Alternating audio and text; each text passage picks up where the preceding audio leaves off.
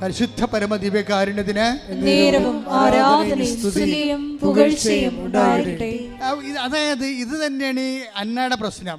അന്ന താരുണ്യം മുതൽ 12 വയസ്സ് മുതൽ 7 വർഷം വരെ ഭർത്താവിൻ്റെ കൂടെ ജീവിച്ചു. പിന്നെ ഭർത്താവ് മരിച്ചു. അവൾ പിന്നെ എന്ത് ചെയ്ത് ഭർത്താവിൻ്റെ സ്ഥാനത്ത് കർത്താവിനെ വെച്ചു. അത് നിസ്സാരമല്ല. ശരിക്കും പറഞ്ഞാൽ ഞാനിപ്പോൾ ഭംഗിവാക്ക് പറഞ്ഞതല്ല, കർത്താവിൻ്റെ വെളിപ്പാട് അങ്ങനെയാണ്. അതായത് ഇപ്പോൾ 54:9 വായിക്കുമ്പോൾ ഐസയായില്ല. Take the word of God. യേശയ്യാ 54:5. നിന്റെ സൃഷ്ടാവാണ് നിന്റെ ഭർത്താവ്. Praise the Lord. ഒന്ന് പറഞ്ഞേ, നിന്റെ സൃഷ്ടാവാണ് നിന്റെ ഭർത്താവ്. സൈന്യങ്ങളുടെ കർത്താവ് എന്നാണ് അവിടുത്തെ നാമം. അതായത് ചില വിധവകൾ വന്ന് എന്നോട് പറഞ്ഞിട്ടുള്ള വചനമാണിത്. എന്താണ്? ഞാൻ വീണ്ടും ചെറുപ്പക്കാരികളായ വിധവകളോട് ചില സമയത്ത് ഞാൻ മക്കളെ ഇനി കല്യാണം കഴിക്കുന്നതിൽ കുഴപ്പമില്ലല്ലോ എന്ന് പറയുമ്പോൾ ഉടനെ ചിലർ എന്നോട് പറയും, അച്ഛാ ഐസയ്യാ 54:5. അപ്പോൾ ഞാൻ നോക്കുമ്പോൾ എന്താ പറയണത്? എൻ്റെ കർത്താവാണ് എൻ്റെ ഭർത്താവ്, ദൈവമായ കർത്താവ് എന്നാണ് അവൻ്റെ പേരെന്ന് വെച്ച് കഴിഞ്ഞാൽ ആ സ്ഥാനത്ത്, ഭർത്താവ് നഷ്ടപ്പെട്ട സ്ഥാനത്ത് കർത്താവ് അവർക്ക് ആന്തരിക അഭിഷേകം നൽകും. എന്നാൽ ഇന്നർ അനോയിൻറ്റിങ് എന്ന് പറയും. അവർക്ക് they are living as if there is A healthy husband abide വിത്ത് ദം. അവർക്ക് ജീവനുള്ള ഭർത്താവ് അവരുടെ കൂടെ ജീവിക്കുന്നതിനേക്കാൾ കൂടുതൽ അവർക്ക് ആന്തരികമായ തൃപ്തിയോടുകൂടിയാണ്. അവർക്കൊന്നും ആവശ്യമില്ലാത്തൊരവസ്ഥയിലാണ് അവർക്ക് അനുഭവിച്ചിരിക്കണത്. ഇപ്പം കന്യകത്വം, ബ്രഹ്മചര്യം എന്നൊക്കെ പറഞ്ഞാൽ എന്താണ്? നിങ്ങളവർക്ക് അതൊരു മെക്കാനിക്കൽ പരിപാടിയൊന്നും അല്ലത്, അതൊരു അനോയിൻറ്റിങ് ആണത്. ഇപ്പം ഞങ്ങൾ സന്യസ്തരായ കന്യാസ്ത്രീമാരും ഞങ്ങളെ ബ്രഹ്മചര്യ അച്ഛന്മാരും ഉണ്ട്. എന്താ ഇത് സംഭവം? അതായത് ഈ മേഖലയെ ഒരു അഭിഷേകം തരും കർത്താവ്. ഈ അഭിഷേകം തന്നു കഴിഞ്ഞാൽ പിന്നെ ശരീരത്തിൻ്റെ ആന്തരിക അഭിവാഞ്ചകളുടെ മേലെ കർത്താവിൻ്റെ അഭിഷേകം വിജയം പ്രാപിക്കും. ആവശ്യമില്ലാത്ത ചിന്തകളോ അതുപോലെ ചിന്തകൾക്ക് അതീതമായി ദൈവത്തിൻ്റെ പ്രത്യേകമായ ഒരു പൊതിച്ചിലെ ഈ വിഷയത്തിലുണ്ടാവും. ഇത് കാത്തലിക് ചർച്ചിൻ്റെ ഒരു ഏറ്റവും വലിയ സ്പിരിച്വാലിറ്റിയുടെ സംഭവമാണിത്. ഇത് മെക്കാനിക്കലല്ല, ഇത് നമ്മൾ ട്രെയിൻഡ് അല്ല, ഒന്നുമല്ല. ഇതൊരു ഹാബിറ്റായിട്ട് നമ്മൾ ട്രെയിൻ ചെയ്ത് എടുക്കണമല്ല.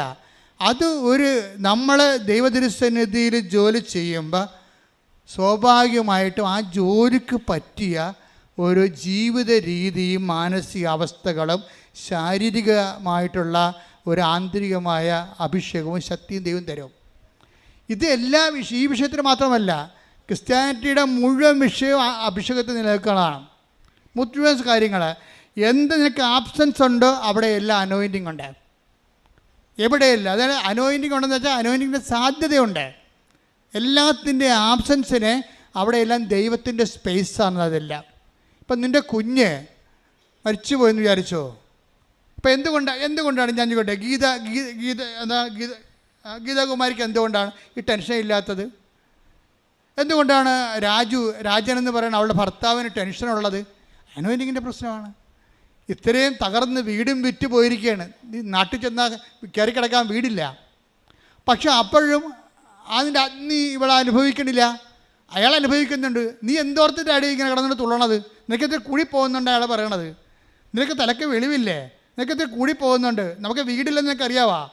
ചെന്ന് കയറി കിടക്കാൻ ഇടവില്ല, കട്ടിലില്ലെന്നറിയാം, കണ്ടവൻ്റെ കയ്യിലായപ്പോൾ അറിയാവോ എന്നൊക്കെ. അപ്പം നിൽക്കേ, മാതാവ് നമുക്കൊരു കാര്യം ചെയ്താൽ തീരുമാനിച്ചിട്ടുണ്ട്. അതാ പറയണത്, നിൽക്ക്. ഇങ്ങനെ ഇത്രയും കിടന്ന് വെട്ടയാടുമ്പോൾ അവർ പറഞ്ഞു നിൽക്ക്, മാതാവ് നമുക്കൊരു കാര്യം ചെയ്യാൻ തീരുമാനിച്ചിട്ടുണ്ട്. അതാണ് ആന്തരിക ബോധ്യമെന്ന് പറയണത്. ഇത് വല്ലാത്തൊരു സംഭവമാണ്. വീടില്ല, നാട്ടിൽ തിരിച്ചു ചെല്ലുമ്പോൾ കിടക്കാനുള്ള കട്ടിൽ കണ്ടവൻ്റെ കൈ ഇരിക്കുക, അന്യാധീനപ്പെട്ടു പോയി. എന്നിട്ടും വിട്ടുകൊടുക്കാത്ത, തോൽക്കാത്ത ദൈവത്തിൻ്റെ ശക്തിയുടെ സ്വരൂപമായിട്ട് ഈ അനോയിൻ ചെയ്ത ലേഡി അങ്ങ് നിൽക്കുകയാണ്. ഉടമ്പടി എന്ന് പറയണത്, ഇതിൻ്റെ റേഞ്ച് എന്ന് പറയണത്, നമ്മൾ ഇത് ആരല്ല പ്രവർത്തിച്ചിരിക്കണത്? ഗീതാകുമാരി എന്ന് പറയുന്ന ഒരു ഫ്രഷ് ഹാൻഡ്സിലാണ് ഇത് പ്രവർത്തിച്ചിരിക്കണത്. അപ്പം നമുക്ക് ഈ ഫ്രഷ് ഹാൻഡ്സൊക്കെ ഇത്രയും പെട്ടെന്ന് ദൈവത്തിൻ്റെ കൃപയും നിറയെന്ന് പറയുമ്പോൾ ഇതിൻ്റെ സത്യസന്ധത എന്തുമാത്രം ഡീപ്പാണ്. എന്നുവെച്ചാൽ കൂടെ ഉള്ളവനെ നിലയ്ക്ക് കർത്താവ് എന്താ പറഞ്ഞത്? അഗ്നിയിലൂടെ നടക്കത്തില്ലെന്ന് പറഞ്ഞില്ലല്ലോ. Take the word of God. 43:2 Isaiah സ്തുതിക്കട്ടെ. ഹല്ലേലൂയ. ഹല്ലേലൂയ ഹല്ലേലൂയ ഹല്ലേലൂയ ഹല്ലേലൂയ.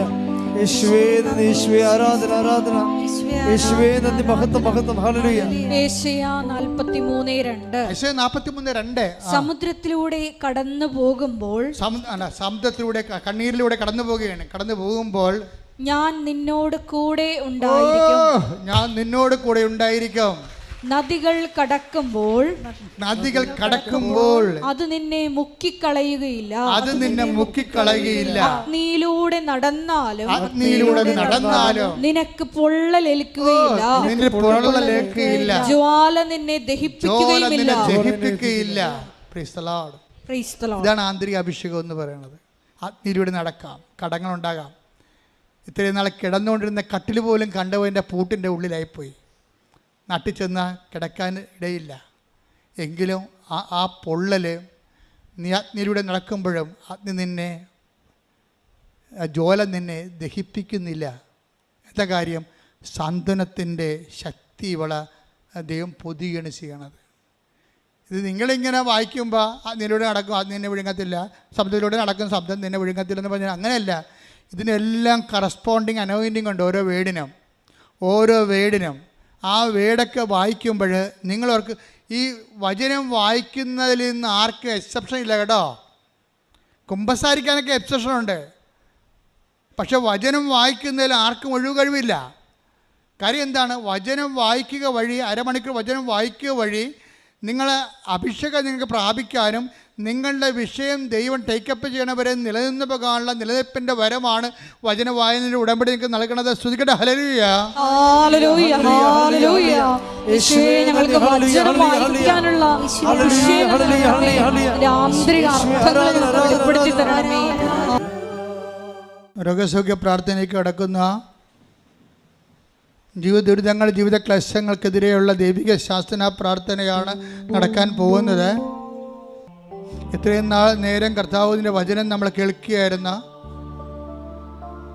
സാധാരണ മനുഷ്യർ പോലും ബലം പ്രാപിക്കണം നമ്മൾ കാണുന്നുണ്ട്. സാധാരണ മനുഷ്യ ജീവിതത്തിൽ പോലും കർത്താവ് വളരെ വ്യക്തവും കൃത്യവുമായിട്ട് ഇടപെടുന്ന മഹത്തായ ഉടമ്പടിയുടെ ഭാഗമാകാൻ ദൈവം ഇടയാക്കിയതിനെ കൈയടിച്ചുകൊണ്ട് ശ്രദ്ധിക്കട്ടെ. ഉടമ്പടി എന്ന വലിയ പദ്ധതിയുടെ ഭാഗമായി ഞങ്ങളെ ഉയർത്തിയതിന് നന്ദി പറയുന്നു. കൈകൾ നെഞ്ചത്ത് വെച്ചുകൊണ്ട് ശിരസ് വലത് കര ശിരസിൽ വെച്ചും ഇടത് കൈ ഇടത് നെഞ്ചിൽ വെച്ചുകൊണ്ടും പ്രാർത്ഥിക്കേണ്ടതാണ്. ഈ പ്രാർത്ഥനയിൽ മാതാവിൻ്റെ തിരുമുഖം ഒത്തിരി പേർ ദർശനമായിട്ട് കാണും. ഇതൊരു ദർശനത്തിൻ്റെ ഒരു സജഷൻ പറയുകയല്ല, മറിച്ച് ഞാനിപ്പോൾ ഈശോയുടെ മുഖം കേവലമായിട്ട് മാതാവിൻ്റെ മുഖം കണ്ടതുകൊണ്ട് നിങ്ങൾക്കത് കാണാൻ പോകുന്നു എന്നുള്ള സൂചന ആത്മാവിനെ വെളിപ്പെടുത്തിക്കൊണ്ട് ഞാൻ നിങ്ങളോട് പറഞ്ഞതാണ്. മൂക്കിൽ നിന്ന് ചോര വന്നുകൊണ്ടിരിക്കുന്ന വ്യക്തിയെ കർത്താവ് സൗഖ്യത്തിലേക്ക് നയിക്കുന്നുണ്ട്. കണ്ണിനെ എപ്പോഴും ഇടയ്ക്കിടയ്ക്ക് കൂളിംഗ് ഗ്ലാസ് വെക്കുകയും കരുകരിക്കുകയും കാഴ്ച മങ്ങുകയും ചെയ്ത മക്കളെ കർത്താവ് സുഖപ്പെടുത്തിക്കൊണ്ടിരിക്കുന്നുണ്ട്.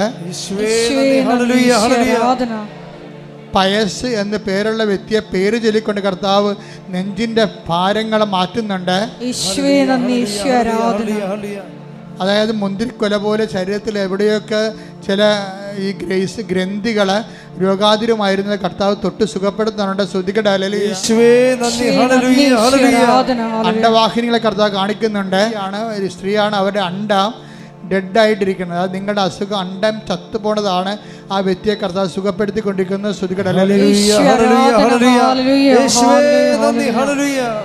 ശിരസിൽ കൈവച്ചുകൊണ്ട് ശ്രദ്ധിക്കട്ടെ. ഇടിമുഴക്കം പോലെ ശ്രദ്ധിക്കട്ടെ.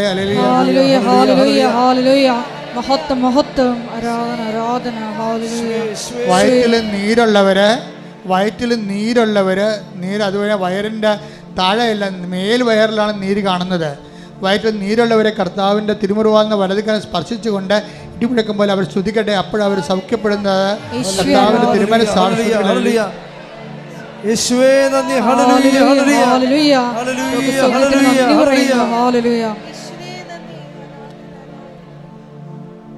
എൻ്റെ മക്കളെ, വളരെ നല്ല ഒരു സമയത്തേക്ക് കർത്താവ് ജീവനോടെ നമ്മുടെ ഇടയിൽ പ്രവർത്തിക്കുന്ന സമയമാണ്. വീണ്ടും വലത് കണ്ണ് അത് കാഴ്ചയില്ല ശരിക്കും പറഞ്ഞാൽ. അത് കാഴ്ച മങ്ങുകയോ ചെയ്തിരിക്കുന്നത്. ആ കണ്ണിനെ കർത്താവ് സ്പർശിച്ച് സൗഖ്യത്തിലേക്ക് നയിച്ചു. കർത്താവ് നിന്റെ ഉന്നതമായ നാമത്തിന് സ്വസ്ഥം ചെയ്യുന്നു. കർത്താവ് നിന്റെ വിശുദ്ധ പൗരോഹിത്യത്തെ നീ മഹത്വപ്പെടുത്തണം. കർത്താവ് സഭയിലുള്ള സാന്നിധ്യം നീ പ്രകടമാക്കണം. 38 വർഷം ഞാൻ അർപ്പിച്ച കൃപാനയുടെ യോഗ്യതയാൽ കൃപാസ്ഥാനത്താറെ ജീവനോടെ പ്രത്യക്ഷപ്പെട്ട പരിശുദ്ധ അമ്മയുടെ മാധ്യസ്ഥതയിലെ ഈശോയുടെ ഉന്നതമായ നാമത്തിൽ പ്രാർത്ഥിക്കുന്നു. ഉച്ച മുതലേ കർത്താവിൻ്റെ രക്തം പടരട്ടെ. എല്ലാ കോശങ്ങളിലും കർത്താവിൻ്റെ രക്തം പടരട്ടെ. എല്ലാ ഗ്രന്ഥികളിലും കർത്താവിൻ്റെ രക്തം പടരട്ടെ. തൈറോയ്ഡ് ഗ്രന്ഥികളിലെ കർത്താവിൻ്റെ രക്തം പടരട്ടെ. അഡ്രിനൽ ഗ്രന്ഥികളിലെ കർത്താവിൻ്റെ രക്തം പടരട്ടെ. പീയൂഷ ഗ്രന്ഥികളിലെ കർത്താവിൻ്റെ രക്തം പടരട്ടെ. എല്ലാ രോഗോത്തരമായ ക്യാൻസർ കോശങ്ങളിൽ കർത്താവിൻ്റെ രക്തം പടരട്ടെ. മരവിച്ച കാലുകളിലെ പേശികളിൽ ഞരമ്പുകളിൽ കർത്താവിൻ്റെ രക്തം പടരട്ടെ. ഇടിമുഴക്കം പോലെ കർത്താവിന് ശക്തി ഒഴുകട്ടെ. ഉച്ച മുതൽ ഉള്ളംകാലം വരെ കർത്താവിൻ്റെ ഉന്നതമായ നാമത്തിൽ നീ പൂർണ്ണമായ സൗഖ്യം പ്രാപിക്കട്ടെ.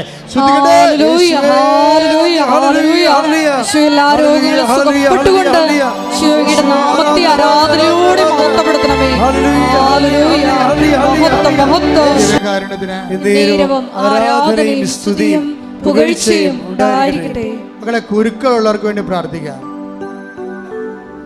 കുരുക്കൾ, ശരീരത്തിലെ കുരുക്കളുള്ളവരെ, ഇടയ്ക്കൊക്കെ വേദനിക്കുന്ന ഒറ്റ ഊളച്ച കുരുക്കൾ ഇങ്ങനെ വന്ന് പൊന്തിയിട്ട് വല്ലാത്ത വേദന തോന്നും. കുറച്ച് കഴിയുമ്പോൾ ചൊട്ടിപ്പോകും. ശരീരം ആസകലം മുതുകിലൊക്കെ കുരുക്കളുള്ളവർ, ചൂടിൻ്റെ അല്ലാത്ത കുരുക്കളുള്ളവർ, ചൂട് കുരുക്കളുള്ളവർ, ശരീരം അഴുകുന്ന പോലെ ഉണ്ട് അസുഖമുള്ളവർ, തൊലി ഞെറിഞ്ഞു വരുന്ന അസുഖമുള്ളവർ, സോറിയാസിസിൻ്റെ അസുഖമുള്ളവർ, കർത്താവേ നിൻ്റെ ഉന്നതമായ നാമത്തിലെ തിരുമുറുപാർന്ന വലതുകരം, അണപ്പെടുതാർന്ന അത്ഭുതകരം കർത്താവെ ത്വക്ക് രോഗികളെ സ്പർശിക്കണമേ. എല്ലാ കോശങ്ങളിലും പേശികളിലും ത്വക്കുകളുടെ മാരക രോഗങ്ങൾ യേശു ക്രിസ്തുവിൻ്റെ നാമത്തിൽ മാറിപ്പോകട്ടെ.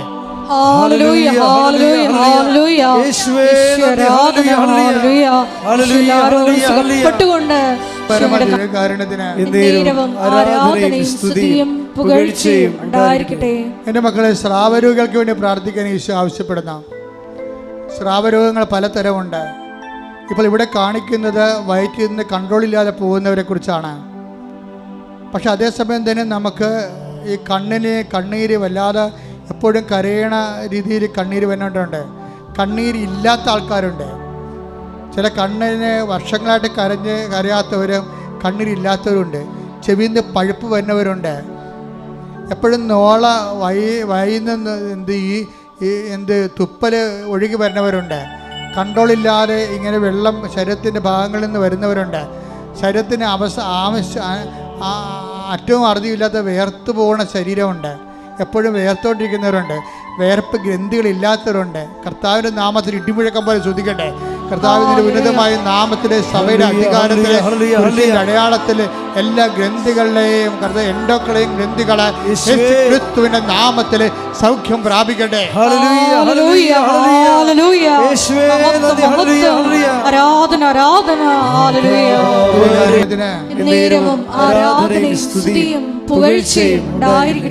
എന്റെ മക്കളെ, എപ്പോഴും ജലദോഷം വരുന്നവരെ, ക്ലൈമറ്റ് മാറിക്കഴിഞ്ഞാൽ മൂക്കടഞ്ഞു പോകുന്നവര്, തൊണ്ട എപ്പോഴും ഇറിറ്റേഷൻ ഉണ്ടാകുന്നവരെ കാര്യം സമർപ്പിച്ചുകൊണ്ട് പ്രാർത്ഥിക്കാം. മാംസം വളരുന്നവര്, നമ്മൾ നേരത്തെ പ്രാർത്ഥിച്ചപ്പോഴേ വയറ്റിലും മുഴയുള്ളവരെ കർത്താവ് കാണിച്ചു തന്നായിരുന്നു. പറയാൻ മറന്നു പോയതാണ്. ആ വ്യക്തികളെ ഇപ്പോൾ സമർപ്പിച്ച് പ്രാർത്ഥിക്കുന്നു. എന്തോ രോഗത്തിന് വേണ്ടി വെള്ളപ്പൊടി ടീസ്പൂണിൽ എപ്പോഴും ഉപയോഗിക്കുന്ന വ്യക്തിയുണ്ട്. ആ വ്യക്തിയെ രോഗങ്ങളെ ഇനി പൊടി ഉപയോഗിക്കേണ്ട ആവശ്യമില്ല എന്ന് പറഞ്ഞുകൊണ്ട് കർത്താവ് അവളെ സുഖപ്പെടുത്തിക്കൊണ്ടിരിക്കുന്ന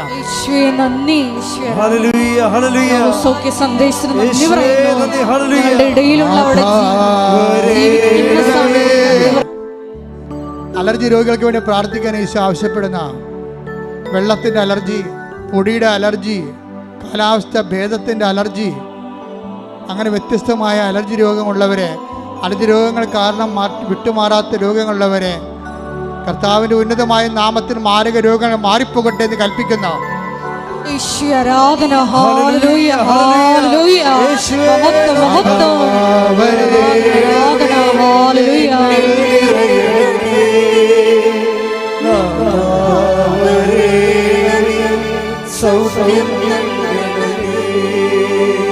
നമുക്ക് വാതരോഗികൾക്ക് വേണ്ടി പ്രാർത്ഥിക്കാം.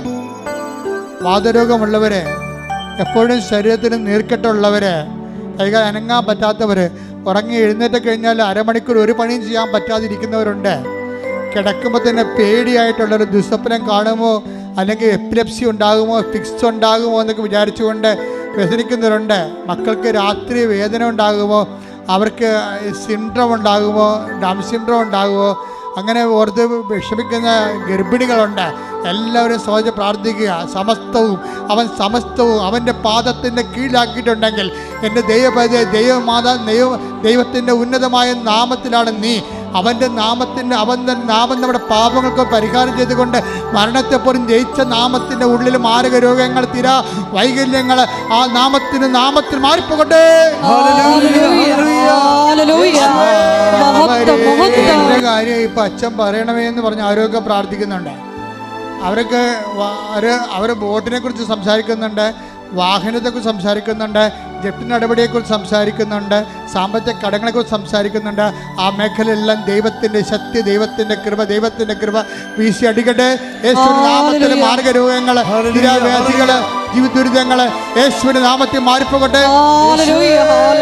നമ്മുടെ താടിയുടെ താഴെയുള്ള കുറേ ഗ്രന്ഥികളുണ്ട്. എന്ത് ഗ്രന്ഥിയാണെന്ന് എനിക്ക് അറിയത്തില്ല. കർത്താവ് ഇത് കാണിച്ചു തരിക മാത്രമേ ചെയ്യുന്നുള്ളൂ. ആ താഴേക്കുള്ള കീഴ്ത്താടിയുടെ ഭാഗങ്ങളിലുള്ള രോഗങ്ങളെ കർത്താവ് പൂർണ്ണമായി സൗഖ്യപ്പെടുത്തുന്നു. ശ്രദ്ധിക്കട്ടെ. വിവാഹിതർക്ക് വേണ്ടി പ്രാർത്ഥിക്കാൻ കർത്താവ് ആവശ്യപ്പെടുന്നു. വിവാഹിതർക്ക് വേണ്ടി മാത്രമല്ല, ഒരു താലിയും ഒരു കഴുത്തുമാണ് കർത്താവ് കാണിക്കുന്നത്. അത് വിവാഹം കഴിച്ചവർക്ക് വേണ്ടി കൂടിയാകാം, വിവാഹം കഴിക്കുന്നതിന് വേണ്ടി പ്രാർത്ഥിക്കുന്ന, വിവാഹത്തിൻ്റെ അനുഗ്രഹത്തിന് വേണ്ടി പ്രാർത്ഥിക്കുന്നവരാകാം. അതേസമയം തന്നെ അങ്ങനെ ചിലപ്പോൾ വേർപിരിഞ്ഞ് പോയവരാകാം, അല്ലെങ്കിൽ ഡൈവേഴ്സിൻ്റെ വക്കിലെത്തിയവരാകാം, അല്ലെങ്കിൽ കേസ് പ്രതീക്ഷിക്കുന്നവരാകാം. കർത്താവെ, ജീവിക്കുന്ന ദൈവമേ, കണ്ണീര് കൊണ്ട് ജീവിത പങ്കാളിയുമായിട്ടുള്ള ജീവിതത്തിൽ തൃപ്തിയില്ലാത്തവർ, സന്തോഷമില്ലാത്തവർ, ജീവിതം തകർന്നല്ലോന്നോർത്ത് കണ്ണീർപ്പെടുന്നവർ, ജീവിത പങ്കാളി കണ്ടെത്താൻ കഴിയാത്തവർ എല്ലാവരുടെ മേലും ദൈവത്തിന്റെ കണ്ണെച്ചൊരിയട്ടെ.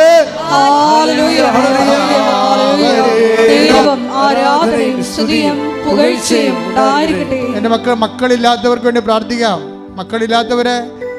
മക്കൾ അബോർഷൻ നടന്നു പോയവരെ, 3-4 അബോർഷൻ നടന്നിട്ട് ഇപ്പോഴും മക്കളില്ലാതെ ജീവിക്കുന്നവരെ, മക്കൾക്ക് വേണ്ടി പ്രാർത്ഥിച്ചുകൊണ്ടിരിക്കുന്നവരെ, അങ്ങനെ വ്യത്യസ്തങ്ങളായ മേഖലകളിലെ വിഷമം അനുഭവിക്കുന്നവരുടെ മേൽ കർത്താവെ, നിന്റെ തിരുമുറിവാർന്ന് അണിപ്പെടുത്താറുന്ന അത്ഭുതകരം ഓരോ മകൻ്റെയും വയറിൽ സ്പർശിക്കണമെന്ന് പ്രാർത്ഥിക്കുന്ന യേശുക്രിസ്തുവിനെ നാം ഈ കല്ലിൽ നിന്ന് എബ്രാഹിം ജനിപ്പിക്കുവാൻ ദൈവത്തിന് കഴിയുമെന്നാണ് ചെയ്ത് ദൈവത്തിന്റെ വചനത്തിന് കരുത്തിയാൽ മക്കളില്ലാത്തവർക്ക് യേശുവിന്റെ നാമത്തിൽ മക്കൾ ലഭിക്കട്ടെ. ചെയ്തവരെ, ചെയ്യാൻ പോകുന്നവരെ പ്രത്യേക ഡേറ്റുകളിട്ട് പ്രാർത്ഥിക്കുക. നിങ്ങൾക്ക് ഈ ആഴ്ചയിൽ പ്രധാനപ്പെട്ട ദിവസങ്ങൾ ഏതാണ്? യാത്രക്കുള്ള ദിവസങ്ങൾ.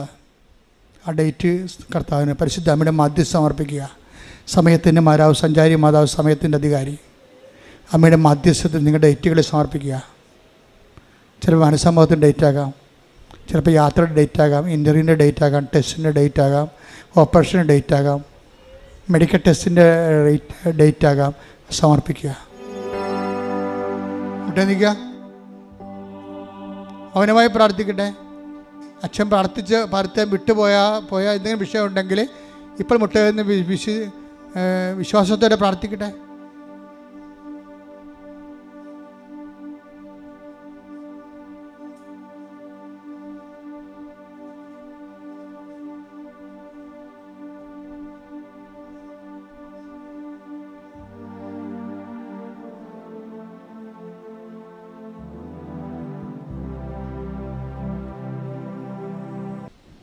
ഒരിക്കൽ കൂടി മരിയൻ ഉടമ്പടിയിൽ സമർപ്പിച്ചിരിക്കുന്ന എല്ലാ വിഷയങ്ങളും, ഒപ്പം തന്നെ നമ്മുടെ ജീവിതത്തെ നൊമ്പരപ്പെടുത്തുന്ന വിഷമങ്ങളും ദേവമാതാവിൻ്റെ മധ്യസ്ഥയിൽ ദിവ്യകാരുണ്യ സന്നിധിയിൽ സമർപ്പിച്ച് ഒരു നിമിഷം നമുക്ക് മൗനമായിട്ട് പ്രാർത്ഥിക്കാം.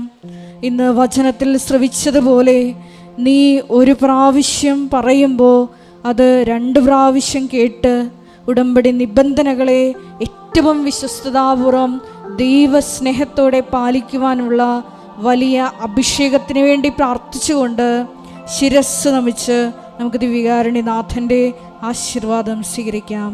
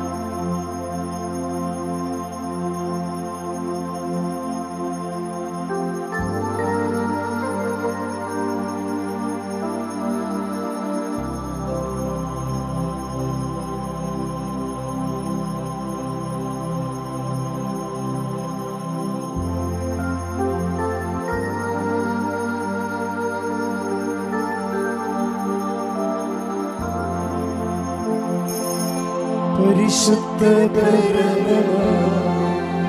ദിവ്യകാരുണ്യമേ, ഇന്നുമെന്നും അങ്ങേക്കാരാധന. പരിശുദ്ധ ദിവ്യകാരുണ്യമേ, ഇന്നുമെന്നും അങ്ങേക്കാരാധന. പരിശുദ്ധ ദിവ്യകാരുണ്യമേ, ഇന്നുമെന്നും